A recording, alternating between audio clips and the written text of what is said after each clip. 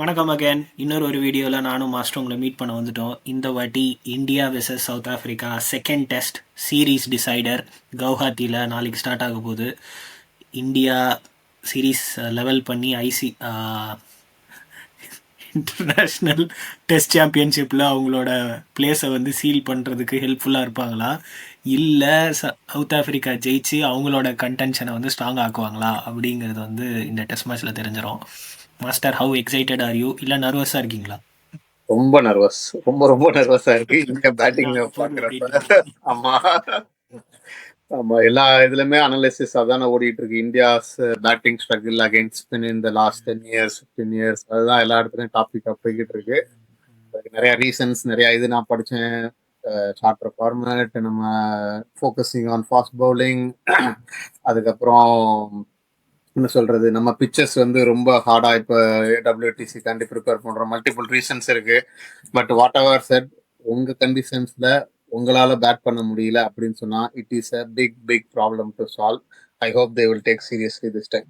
இல்லை, அதுதான் நானுமே வந்து ரீசெண்ட் டைம்ஸில் கொஞ்சம் நிறைய பேரோட இன்டர்வியூஸ், பாட்காஸ்ட் இதெல்லாமே பார்த்தேன். எல்லாருமே வந்து என்ன சொல்கிறாங்கன்னா, லைக் நம்ம வந்து ஒரு 2011லேருந்து 2020 வரைக்கும் நம்ம வந்து டெஸ்ட்டில் வந்து ஹோமில் அவ்வளோ சக்ஸஸ்ஃபுல்லாக இருந்ததுக்கு ரீசன் என்னென்னா, என்ன நமக்கு பிச் இருக்கோ அந்த பிச்சில் நம்ம அந்த ஸ்ட்ரென்த்துக்கு நம்ம ஆடுவோம். அதாவது ஃப்ளாட் ட்ராக் இருக்கா, பெங்களூரா ஃப்ளாட் ட்ராக் இருக்கா, ஃபர்ஸ்ட் இன்னிங் ஸ்கோரு 570 தான் போகும், 550 ப்ளஸ் தான் போகும். 5 நாள் ஆடுங்க, 5வது நாள் திரும்பும், என்ன ஆகுதுன்னு பார்த்துட்டு மேட்ச் ஜெயிங்க. ஆனால் இப்போ நீங்கள் வந்து கொல்கத்தா மாதிரி ஒரு ஃப்ளாட் ட்ராக்கை நீங்கள் வந்து ஸ்பின் ட்ராக்காக மாற்றுறீங்க. 3 நாளில் மேட்ச் முடியணும், நாங்கள் 5 நாள் ஆட மாட்டோம், 3 நாளில் சீக்கிரமாக மேட்ச் முடிச்சிருவோம், நாங்கள் வந்து ஆப்போனண்ட்டுக்கு சான்ஸே கொடுக்காம நாங்கள் அது வந்து பேக் ஃபயர் ஆகிடுது நம்மளுக்கு. ஆமா, அது போக இப்ப வந்து ஃபாரின் ஸ்பின்னர்ஸும் கொஞ்சம் இந்தியால அங்கங்கே ப்ளே பண்ணி அவங்களும் கண்டிஷன்ஸ் கொஞ்சம் லேர்ன் பண்ணிக்கிட்டாங்க. அவங்களும் பெட்டர் ஆயிட்டாங்க. அதையும் நம்ம அக்செப்ட் பண்ணணும். எல்லா கண்ட்ரிலுமே they are better than like what used to be. So அதனால வந்து அவங்க பெட்டர் ஆகுறப்ப ஆப்வியஸ்லி நம்ம பேட்டிங் இன்னும் பெட்டர் ஆகணும். அது ஆகல அப்படிங்கிறது தான் எனக்கு தெரியுது. ஏன்னா எக்ஸாக்ட்லி வந்து சாண்ட்னரை விடுங்க, நியூசிலாந்து சீரீஸில் எஜாஸ் பட்டேல்னு பேரே தெரியாத ஒரு ஸ்பின் பவுலரும் கிளென் பிலிப்ஸ்ன்ற ஒரு பார்ட் டைமரும் ஃபைஃபர் எடுக்கிறாங்க. சார், பார்ட் டைமர்கிட்ட தான் நம்ம ரொம்ப அடி வாங்குவோம். ஓகேங்களா, ஜோ ரூட், மைக்கேல் கிளார்க்கு, இந்த மாதிரி ஆளுங்க கிட்ட தான் அடி வாங்குவோம். ஸோ இன்னொரு ஒரு ரீசன் வந்து ரீசெண்டா தோக்குறதுக்கு ஒரு காரணம் என்ன சொல்லிக்கிட்டாங்கன்னா டாஸ். ஏன்னா ஆப்வியஸ்லி நீங்க இந்த மாதிரி பிச்சு ப்ரிப்பேர் பண்றீங்கன்னா ஃபர்ஸ்ட் இன்னிங்ஸ் ஃபர்ஸ்ட் பேட்டிங் நம்ம தான் பண்ணணும். டாஸ் வந்து நிறைய தோக்குறனால வந்து அது கூட எங்களுக்கு வந்து ரிஃப்ளெக்ட் ஆகுங்கிறாங்க. I accept it to some extent. ஆனா உங்களுக்கு தெரியல அந்த ரிஸ்க் இருக்கு. அது நீங்க ரீசனா சொல்ல முடியாது. இல்ல, அதாவது ஆப்வியஸ்லி வந்து toss is an advantage in this type of condition. அப்ப அது உங்களுக்கு தெரியுதுன்னா டாஸ் நீங்க வெளில எடுக்கணும் அப்படின்னு சொன்னா நியூட்ரலா ஓரளவுக்கு பேலன்ஸ்டா கொடுங்க, உங்களோட பேட்டிங் அண்ட் பவுலிங் ஸ்ட்ரென்தன் பண்ணுங்க. சோ அதுதான் வே டு கோ. ஆடுங்க அப்படிங்கிற 5 நாள் ஆடுங்க, 15 செஷன் ஆடுங்க அப்படிங்கிறேன். அது அதான் அந்த ஸ்ட்ராட்டஜி மாறணும். ஓகேங்களா. ஸோ பேட்டிங் வந்து கண்டிப்பா வந்து ஸ்ட்ரென்தன் ஆகணும். இந்த மேட்ச்ல எப்படி போகுது, ஆனா பிச்சு வந்து அந்த அளவுக்கு மோசமா இருக்காதுங்கிற மாதிரி தான் சொல்றாங்க. இன்ஃபேக்ட் நமக்கு இதுதான் ஃபர்ஸ்ட் டெஸ்ட் அங்க நடக்க போகுது, அதனால ஐடியாவே இல்ல. ஓகேங்களா. ஸோ எப்படி இருக்குன்னு தெரியல. ஆனா it will not be like rank டர்னர்னு இருக்காதுங்கிறாங்க. இல்ல, கண்டிப்பா ரேங்க் ரன்னர் கொடுக்க மாட்டாங்க இந்த வாட்டி. ஏன்னா வந்து சீரீஸ் டிசைடர் வேற. கண்டிப்பா வந்து 2-0 கண்டிப்பா இந்தியன் மேனேஜ்மெண்ட் எக்ஸ்பெக்ட் பண்ண மாட்டாங்க. அதனால ரேங்க் ரன்னர் கொடுக்க மாட்டாங்க. they'll go with safe option தான் நான் நினைக்கிறேன். என்ன safe option? Safe option I think it will be a batting track. Batting ட்ராக்கா? ஓகே. விக்கெட் எடுத்துருவாங்களாப்பா?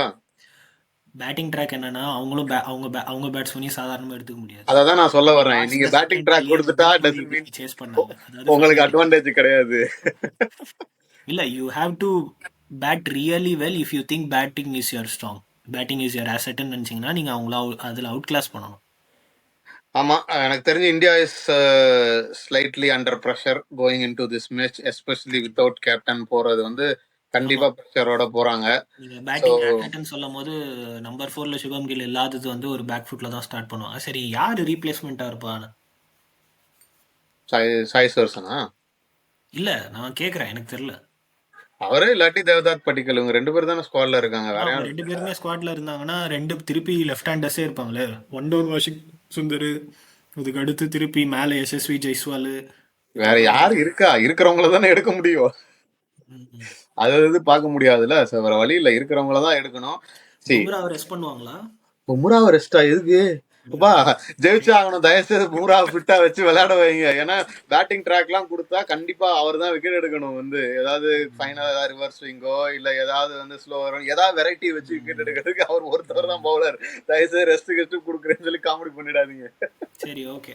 இந்தியா வந்து இப்போ இந்த சைடில் வந்து ஒரு அண்டர் ப்ரெஷர்லேருந்து ஸ்டார்ட் பண்ணுறாங்க. ஆனால் அந்த அந்த சைடு வந்து சவுத் ஆஃப்ரிக்கா ஒரு மேட்ச் இதை ஜெயிச்சோன்னா வி வில் கிரியேட் ஹிஸ்ட்ரி அப்படின்ற மாதிரி ஒரு பாசிட்டிவ் ஆங்கிள்லேருந்து யோசிப்பாங்கல்ல இந்த மேட்சை.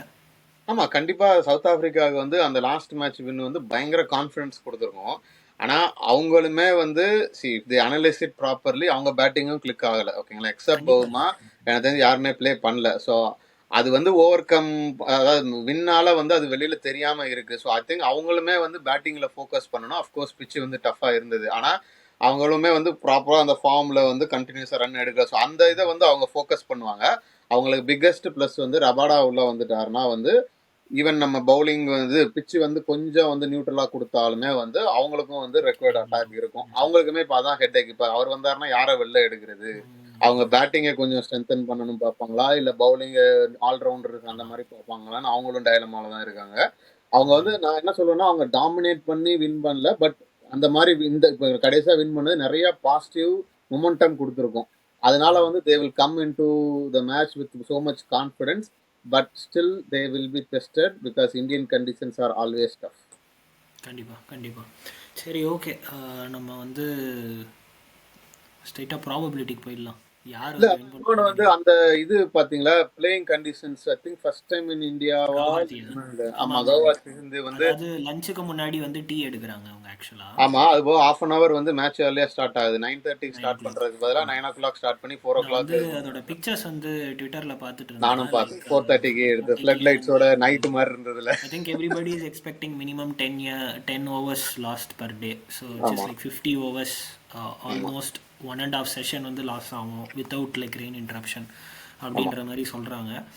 ஆமா, இன்னொன்னு என்ன சொல்லியிருந்தாங்கன்னா ஏர்லியா ஸ்டார்ட் பண்றனால கொஞ்சம் மாய்ஸ்சர் அதிகமா இருக்கும். ஸோ ஏர்லி வந்து கொஞ்சம் வந்து பால் வந்து கொஞ்சம் மூவ்மெண்ட் அந்த மாதிரி இருக்கிறதுக்கு வாய்ப்புகள் அதிகம்னு சொல்றாங்க. பட் ஆப்வியஸ்லி நான் என்ன யோசிக்கிறேன்னா இவ்வளோ ஏர்லியா இருட்டுதுன்னா பேசிக்கா கொஞ்சம் டே லேட்டா ஸ்டார்ட் ஆகுற மாதிரி தானே அது கன்சிடர் ஆகுது. ஸோ அதனால மாய்ஸ்சர் இருக்குமான்னு தெரியல. பட் என்ன சொல்ற ரிலேட்டிவ்லி கொஞ்சம் பெட்டரா இருக்கும். ஸோ இனிஷியல் கண்டிஷன்ஸ் கொஞ்சம் கஷ்டமா இருக்கும்.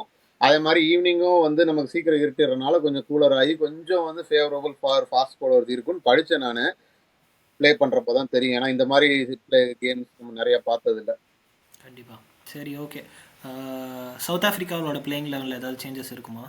இல்லை, அதான் ரபாடா கொண்டு வந்துட்டு ரபாடாக்கு பதிலாக யாரை ரீப்ளேஸ் பண்ணுறாங்கன்னு பார்க்கணும்.